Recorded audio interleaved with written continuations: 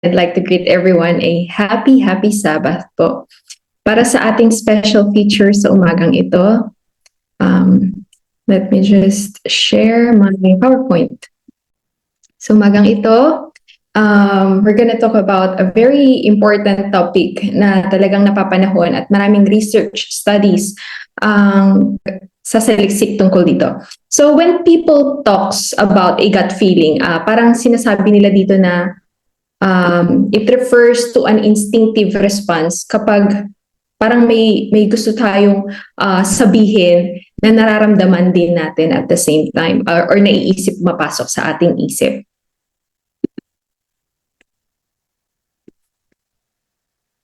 So researchers are starting to find out an important link between yung ating gut sa yung ating brain.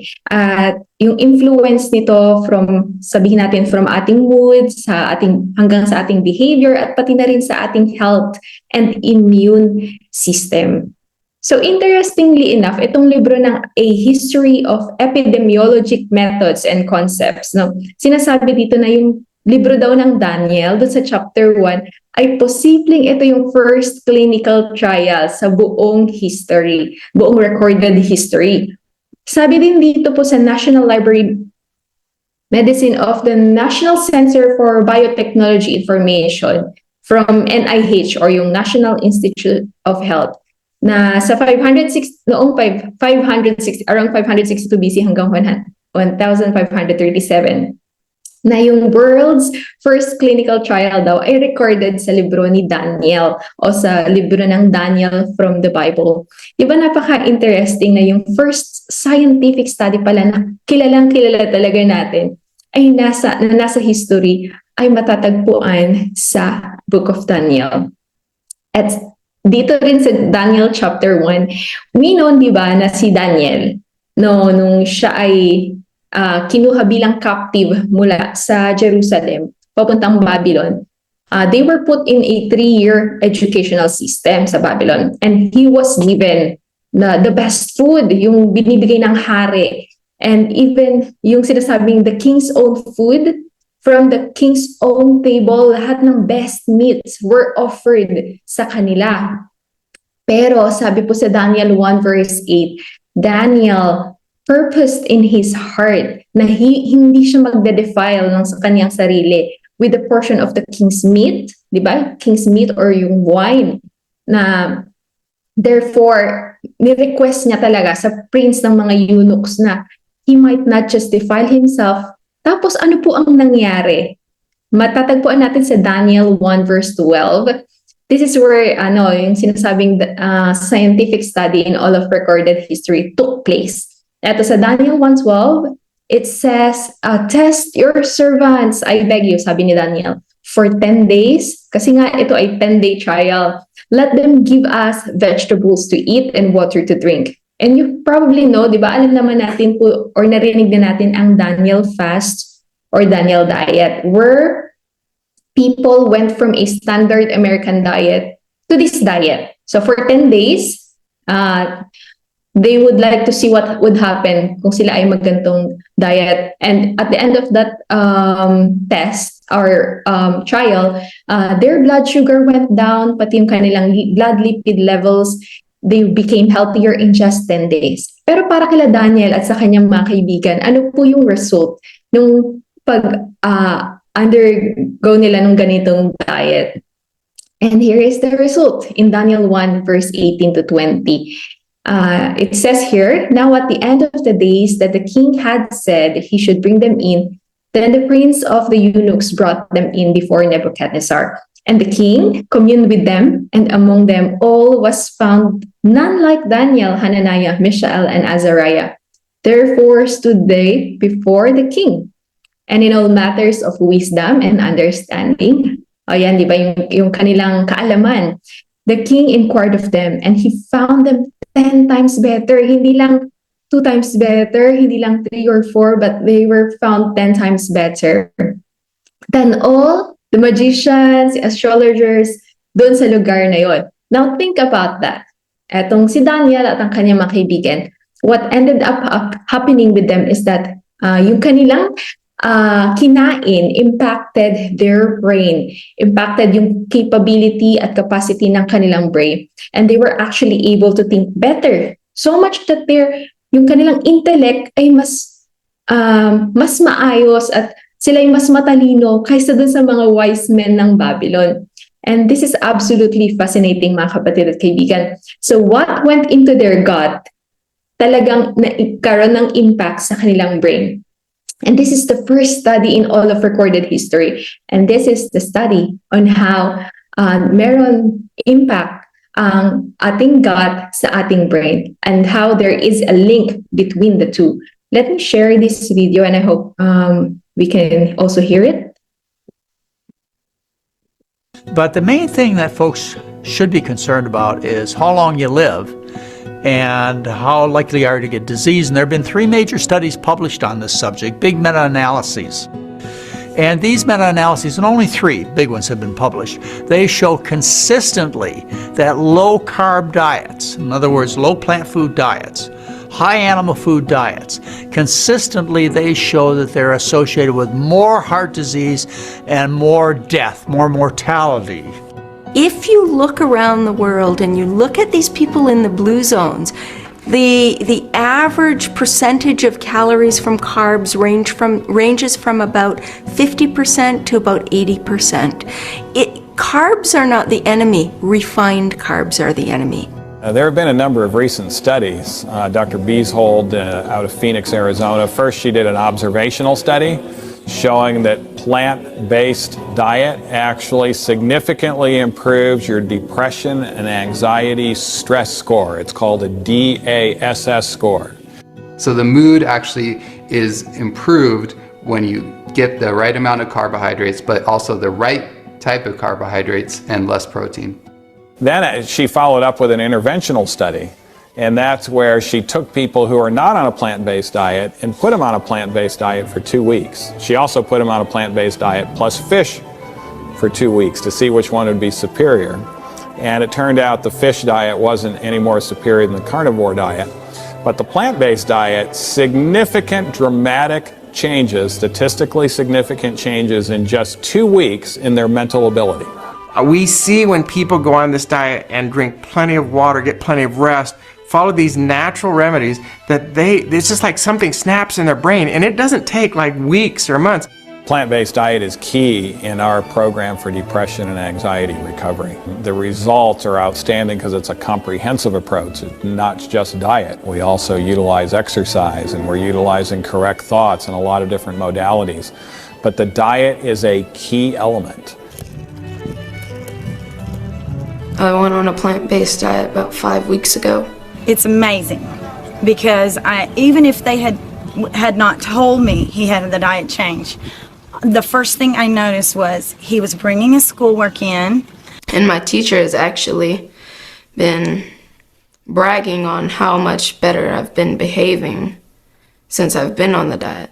In class, he wasn't getting as distracted, that he was paying attention, he was able to listen more closely, he was being alert, his discernment was better, he was more diligent, everything. I can pay attention more.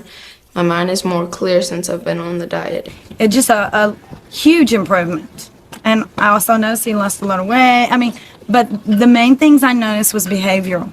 A study in a middle school has showed clearly that switching the menu from animal source to plant source diet almost eliminated absenteeism, increased and enhanced attention and homework performance and performance at school. It almost eliminated acts of violence as well as teen pregnancies. And so they just feel better. Everywhere the blood flows, everywhere that perfect circulation goes, they feel better. Not just in body, but in mind. Clears up their thoughts even. And every single day since I've been on a plant-based diet, the clarity continues to increase and my face continues to look younger, and my body feels like I look more vibrant. I've looked at pictures of myself before and after, and I look 5 years older, even just 10 months ago, than I do now. what we eat does get turned into neurotransmitters.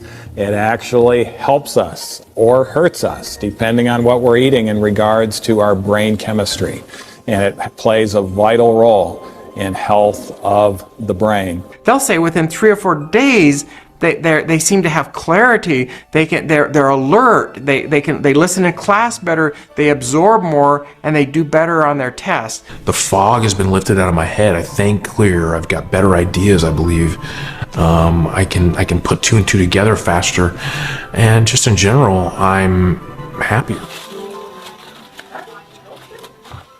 In fact, diet alone, studies show that diet alone will reduce your depression and anxiety scores by half just by dramatically changing your diet to a plant-based. And so that's significant. Now, we go for more than just half, and so that's why we have a whole program that includes more than this. But just the diet alone will make a big difference. You don't have to choose between high quality living and longevity. It's the same program. The same New Start approach to living helps you live longer and it helps you live better. Yan, yun po yung research yung video na from a research called Ancient Health. And kung napakinggan nyo, sinabi ay ang mga result dito ng eating healthier ay better in schoolwork, better in class. Sabi daw yung mga kabataan or estudyante, they were fighting less at halos ma-eliminate na talaga pati yung teen pregnancy. And this is incredible po mga kaibigan at kapatid kasi meron talagang gut-brain connection and the Bible repeatedly talks about it. Paulit-ulit po itong binabanggit sa Bible. Sabi po dito sa Lamentations 1 verse 20, sabi, "Behold, O Lord, for I am in distress. My bowels are troubled." Pero hindi lang yan sa chapter 1 ng Daniel, pero pati rin po sa Lamentation. And now, pati rin sa Jeremiah, ang sabi dito, my bowels, I am pained at my very heart." Even during the early times, talagang na-notice at napansin na meron po talagang connection between sa kung ano ang ipinapasok natin sa ating katawan at kung ano ang nagiging state ng isip ng tao. Pero, let's look at how the gut works, no? Makikita niyo po dito, again, this is one of the most important organs sa ating katawan. As you can see, makikita natin dito, meron tayong iba't ibang tiny emojis na nagsisimbolize ng ating gut microbiome. Pag sinabing gut microbiome, para siyang maliliit na, sabihin natin, critters, they say, that live, nakatira yan siya sa ating gut. Pwedeng siya ay bacteria, fungi, viruses, or cells. And hindi lang 100, 1,000, o 1 million, pero there are trillions sa ating gut. At ang pinaka-importante dito ay dapat merong diversity. Diversity is the key and it is very important. So in comparison, let's compare a healthy gut versus an unhealthy gut. Bakit ito importante, no? Bakit importante magkaroon tayo ng healthy gut? Dahil kapag meron tayong healthy gut, ito ay mabuti para sa ating long-term health. At mas magkakaroon ka ng mas maraming energy, hindi ka masyado magkakasakit, mayroon kang better mental clarity, and ultimately, meron kang better emotional well-being. Sa panahon ngayon, marami ang nadadiagnose na nagkakaroon sila ng depression or mga anxiety disorder, at posible, malaki ang impact ng kanilang gut sa kanilang current situation. Ngayon, i-compare natin siya sa unhealthy gut. Ano ba yung meron pag unhealthy gut? Maraming research po nagpapakita na this is related to things like autoimmune conditions. Nandyan din po yung diabetes, di ba? Under ng autoimmune condition.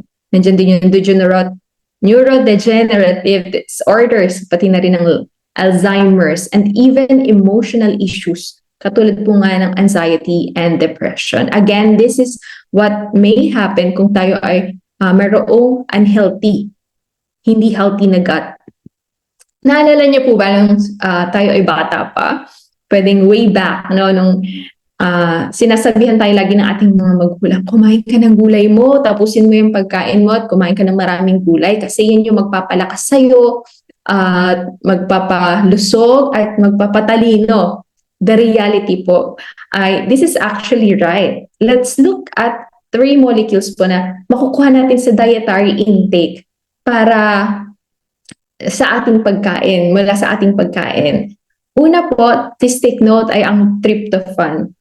This is one of the 3 substance that I will be sharing this morning. Tryptophan, ito ay natatagpuan sa seaweeds, chia seeds, sesame seeds, pumpkin, buto ng kalabasa, pistachio seeds, peanuts, cashew, kasoy, oats, beans, and peas. So, iyan ay matatagpuan po dun sa mga nabanggit ko. So, ngayon, pag kinain mo yung tryptophan, meron kasi yung process or procedure kapag ina-absorb na natin sa ating katawan. So, yung conversion process niya, it includes one of the really important molecule, yung tinatawag natin serotonin.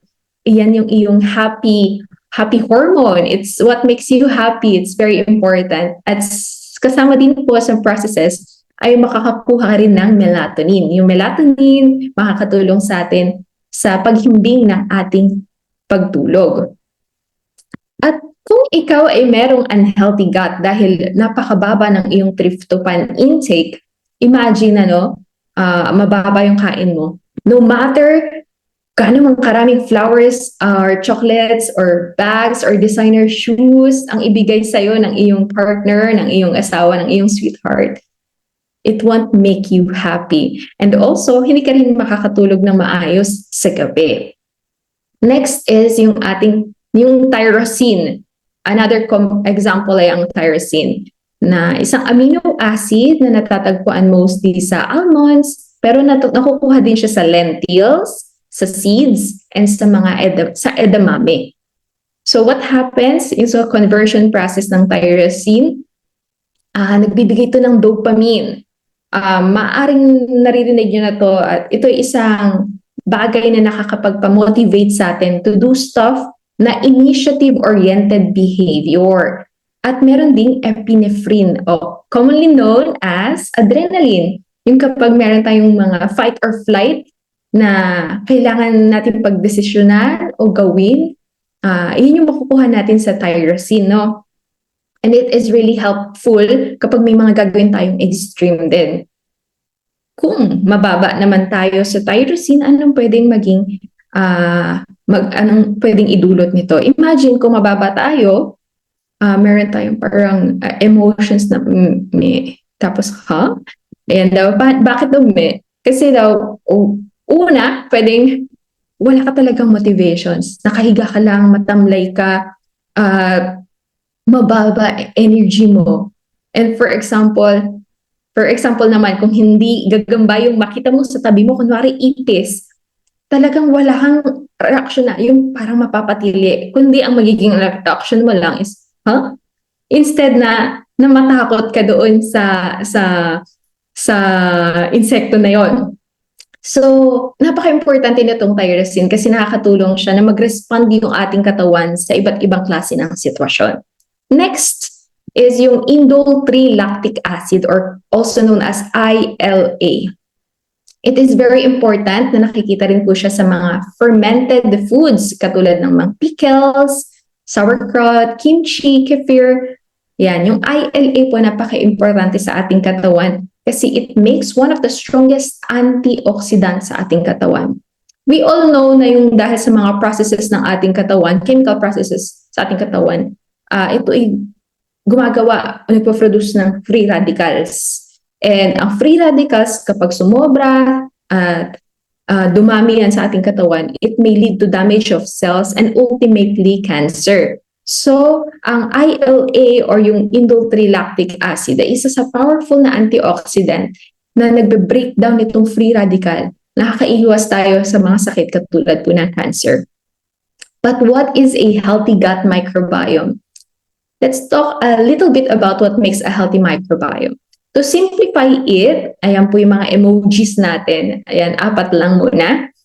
Each emoji ay may katumbas ng kung paano nila dinadigest. For example, yung merong halo, digest vegetables. Yung violet, it digest oils.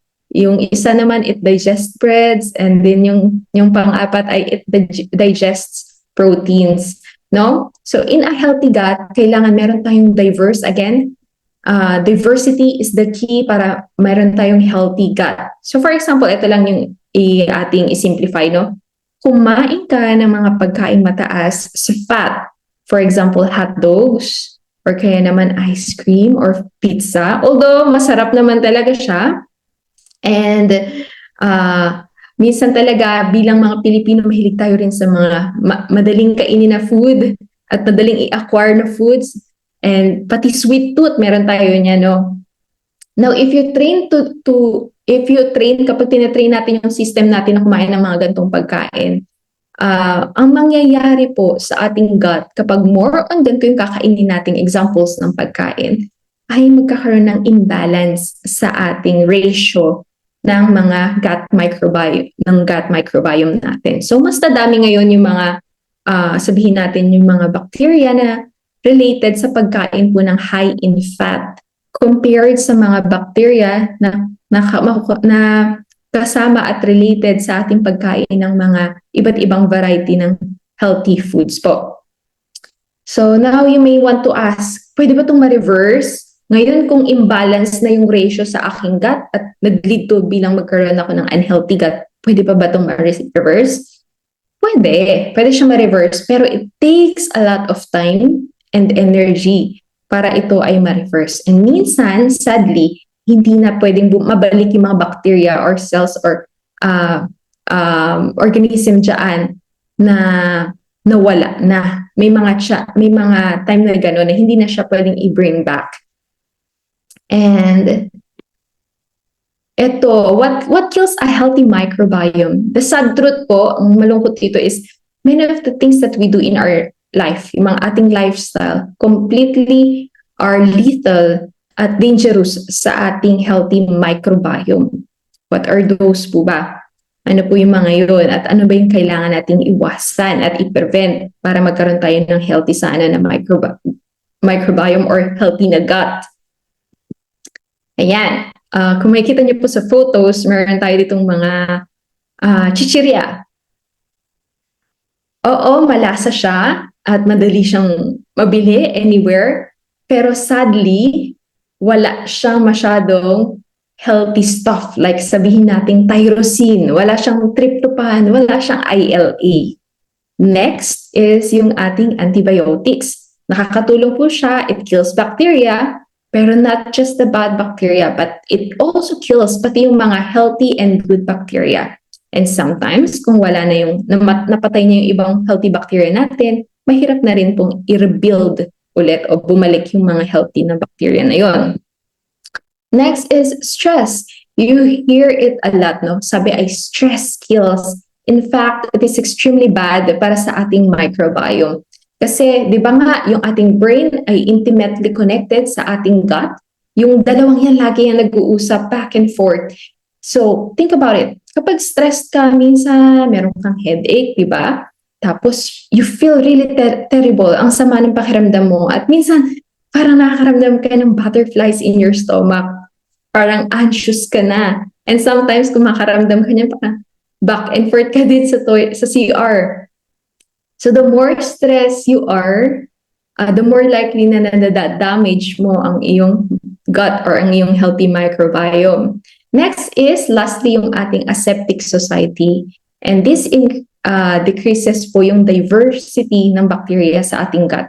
Many years or few years back, mga kabataan matatagpuan natin sa labas, naglalaro sa lupa at exposed sa lahat at maraming mga bagay.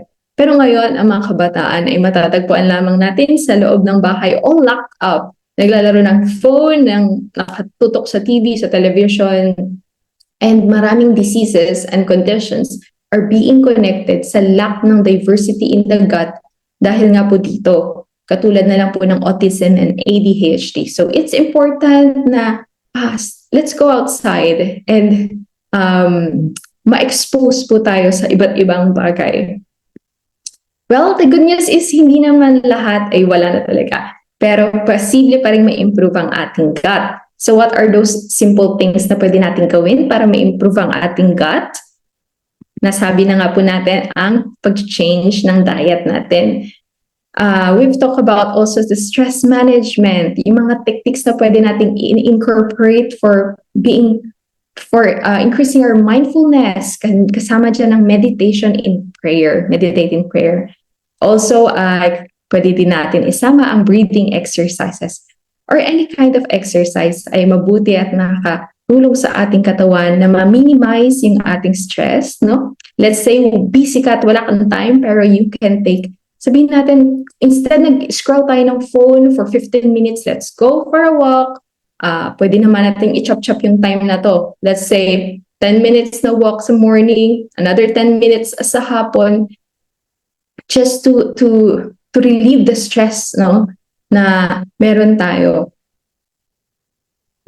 So the next time na ikaw ay nasa bahay at na matamlay ang iyong pakiramdam, lethargic, at hindi ka sure bakit na for the second time sa buwan na to ay meron ka na namang sakit, listen to your gut.